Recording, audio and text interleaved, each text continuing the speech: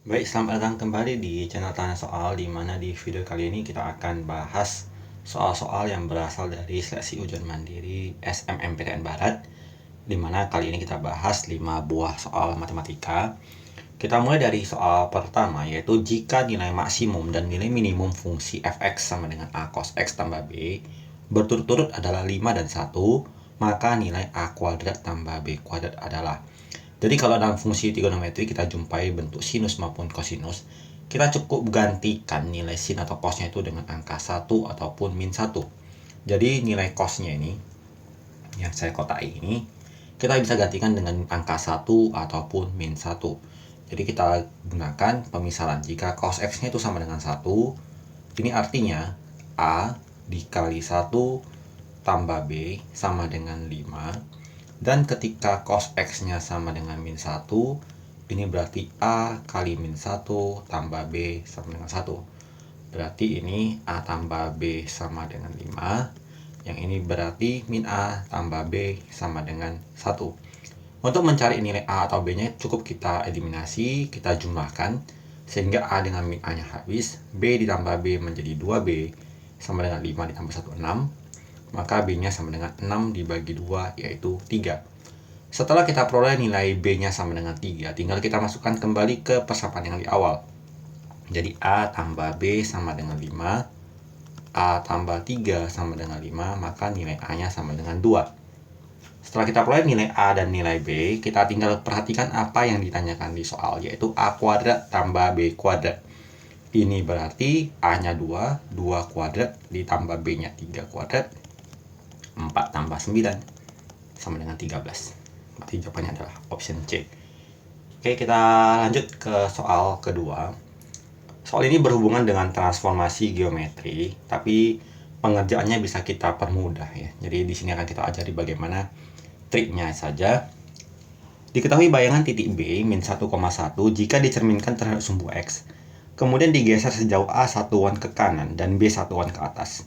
Adalah B aksennya P, Q, titik O 0,0, A P, 0, B aksen P, Q, dan juga C 0, Q, membentuk persegi dengan luas satu satuan di kuadran pertama. Nilai dari 2A tambah B.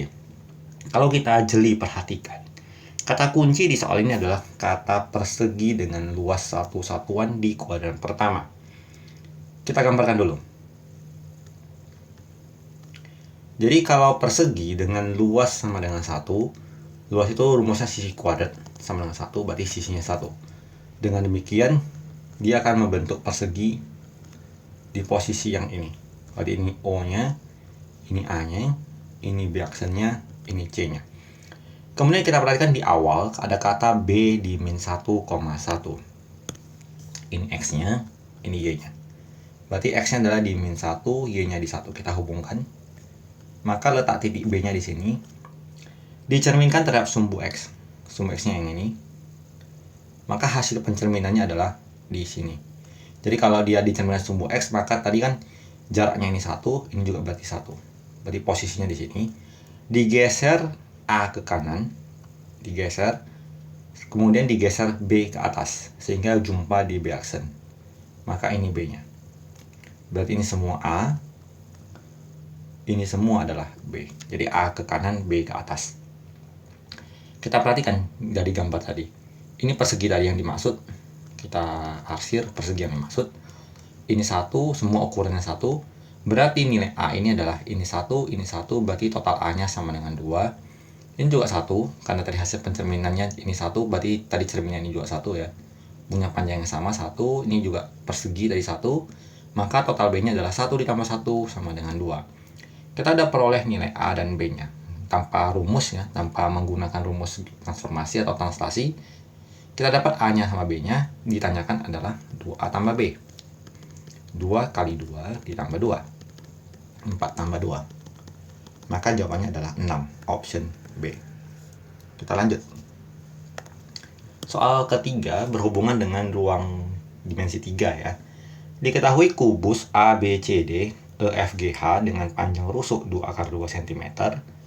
Jika titik P di tengah-tengah AB dan Q di tengah-tengah BC, maka jarak antara H dengan PQ adalah berapa cm? Kita gambarkan terlebih dahulu kubusnya. Walaupun materi ruang dimensi 3 ini sudah kita pelajari di tingkat SMA, tetapi masih sering saya jumpai ketika memberikan penomoran atau penamaan kubus masih salah ya. Jadi kalau dia berikan kubus A, B, C, D, kita harus berikan nama sesuai dengan urutannya. Kemudian EFG-nya kita ulangi polanya, E, F, G, H. Salah penentuan titik atau penamaan tentu akan berakibat tidak bisa dikerjakan atau soalnya tidak tepat nanti. Kita perhatikan kata kuncinya, rusuknya 2 akar 2. Berarti ini memiliki pengertian baik panjang, lebar, ataupun tingginya memiliki panjang yang sama 2 akar 2 cm. Kemudian titik P di tengah-tengah AB. Supaya jelas mungkin saya gantikan dengan warna yang lain. Ini titik P-nya. Kemudian Q di tengah-tengah BC di sini. Nah, karena panjang AB-nya tadi 2 akar 2 dan P-nya di tengah-tengah, berarti panjang yang ini adalah setengahnya. Akar 2. Ini juga akar 2. Kita hubungkan PQ-nya. Berarti panjang PQ-nya itu sama dengan akar dari akar 2 kuadrat tambah akar 2 kuadrat. Yaitu akar 2 tambah 2, akar 4. Atau 2 cm. Kemudian tanyakan adalah H ke PQ. Kita hubungkan titik H ke P. Hubungkan titik H ke Q. Kemudian dengan jeli kita perhatikan bahwa untuk mencari jarak H ke P ini sama dengan, ini kita tempuh sebanyak 2 akar 2 sekali, 2 akar 2 sekali, dan ini akar 2 ya, setengahnya. Berarti memiliki perjalanan sejauh 2 akar 2 sekali, 2 akar 2 sekali, akar 2 sekali. Begitu juga dengan perjalanan dari H ke Q. Ini 2 akar 2, ini juga 2 akar 2, ini juga sama, akar 2. Berarti kita simpulkan bahwa panjang HP dan panjang HQ itu sama. Kita cari. Berarti HP sama dengan HQ sama dengan akar dari panjang kuadrat tadi, 2 akar 2 kuadrat tambah 2 akar 2 kuadrat tambah akar 2 kuadrat. Hasilnya adalah 8 tambah 8 tambah 2, akar 18. Setelah kita peroleh seperti ini, kita gambarkan kembali tadi segitiganya, H, P, Q. Yang ditanyakan adalah jarak H ke garis PQ yang ini. Berarti tinggi segitiganya. Karena panjang PQ-nya 2, yang ini kita peroleh dari 2, berarti jaraknya ini dibagi 2, ini 1, ini akar 18. Berarti tingginya itu sama dengan akar dari akar 18 kuadrat dikurang 1 kuadrat. 18 kurang 1, 17. Berarti jawabannya adalah option C. Kita lanjutkan ke soal berikut. Soal nomor 4. Soal tentang limit aljabar. Limit X menuju 3, X kuadrat kurang 9, dibagi akar X tambah 1 dikurang akar 7 kurang X. Walaupun ini bentuknya kemungkinan besar adalah limit 0 per 0, maka sebelum kita kerjakan kita pastikan dulu apakah ini bentuknya limit 0 per 0. Jadi 3 pangkat 2, 9 dikurang 9 ini 0. Ini juga akar 4 ya. Ini 7 kurang 3 juga 4, berarti memberikan hasil limit 0 per 0. Maka kita kerjakan dengan cara soal yang tadi ini, kita kalikan dengan akar sekawan. Jadi kita hanya menggantikan angka minus yang ini menjadi positif. Akar X tambah 1 tambah akar 7 kurang X dibagi akar X tambah 1 tambah akar 7 kurang X.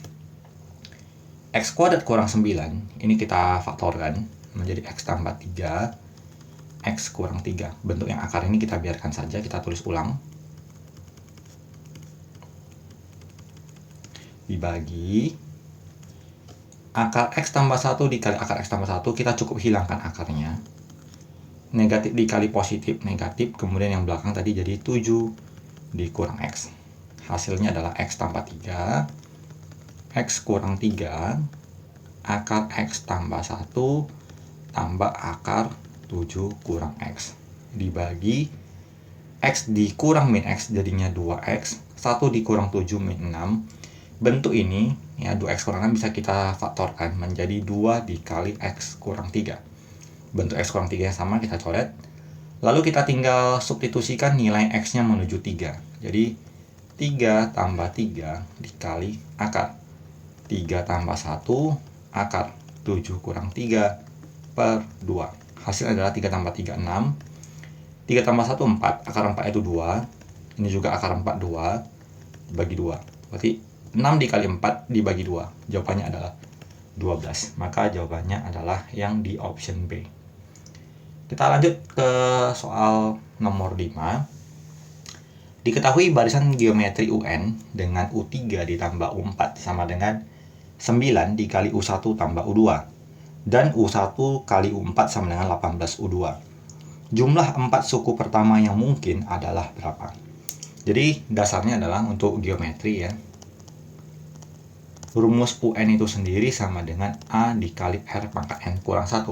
Jadi kalau U1 berarti 1 kurang 1 0 berarti sama dengan A. Kalau U2 berarti 2 dikurang 1 berarti AR. Nanti selanjutnya juga U3 berarti AR kuadrat. Dan U4 itu AR pangkat 3. Ini kita gunakan untuk disubstitusikan di persamaan soal. Kita gunakan yang pertama, U3 tambah U4 sama dengan 9 dikali U1 tambah U2. Berarti U3-nya adalah AR kuadrat, U4-nya adalah AR pangkat 3, sama dengan 9 dikali A tambah AR. Bentuk yang ini kita faktorkan, AR kuadratnya keluar, jadi sisanya adalah 1 tambah R. Bentuk A tambah AR kita keluarkan A-nya, jadi 1 tambah R. Kita coret, A-nya habis, kita peroleh R kuadrat sama dengan 9. Berarti R-nya bisa 3, R-nya bisa min 3. Kemudian kita gunakan data yang kedua adalah U1 dikali U4 sama dengan 18 U2. Berarti A dikali AR pangkat 3 sama dengan 18 dikali AR. Kemudian A-nya habis 1, R-nya habis 1, AR kuadrat sama dengan 18. Dan kita peroleh tadi R kuadratnya itu 9. Berarti A dikali 9 sama dengan 18, A-nya sama dengan 2. Kita peroleh nilai A-nya 2 dan R-nya 3. Maka ada dua kemungkinan. Bisa A-nya 2, R-nya 3, atau A-nya 2, R-nya min 3. Kemungkinan pertama berarti angkanya itu adalah 2. Kemudian 2 kali 3, 6. 6 kali 3, 18. Dikali 3, 54. Maka jawabannya adalah dijumlahkan semua 80. Dan 80 ini kebetulan ada di jawaban option D. Tetapi seandainya tidak ada jawaban, maka kita harus uji lagi yang kemungkinan kedua. Jadi A-nya 2. R-nya min 3 jadinya minus 6, dikali minus 3 lagi 18, dikali minus 3 lagi jadi minus 54. Dan karena tadi di awal sudah kita peroleh jawabannya 80, ya kita nggak perlu coba yang kedua, tetapi kesannya belum kita hitung seperti ini. Jadi nanti jawabannya adalah ini min 4 tambah 18 kurang 54, berarti 14 dikurang min 54, jawabannya adalah min 40, seperti itu. Nah, ini adalah kurang lebih gambaran atau pembahasan soal-soal SNMPTN Barat yang bisa kita sampaikan di kesempatan kali ini. Semoga bermanfaat bagi kalian, dan barangkali ada informasi buat teman-teman yang membutuhkan informasi contoh soal ataupun materi SNMPTN Barat, kalian bisa bagikan link video ini ataupun channel ini kepada teman-teman dan saudara yang membutuhkan, yang mana tahu bisa membantu mereka juga lulus di seleksi mandiri. Akhir kata, semoga bermanfaat dan bisa membantu kalian. Sampai jumpa di video selanjutnya.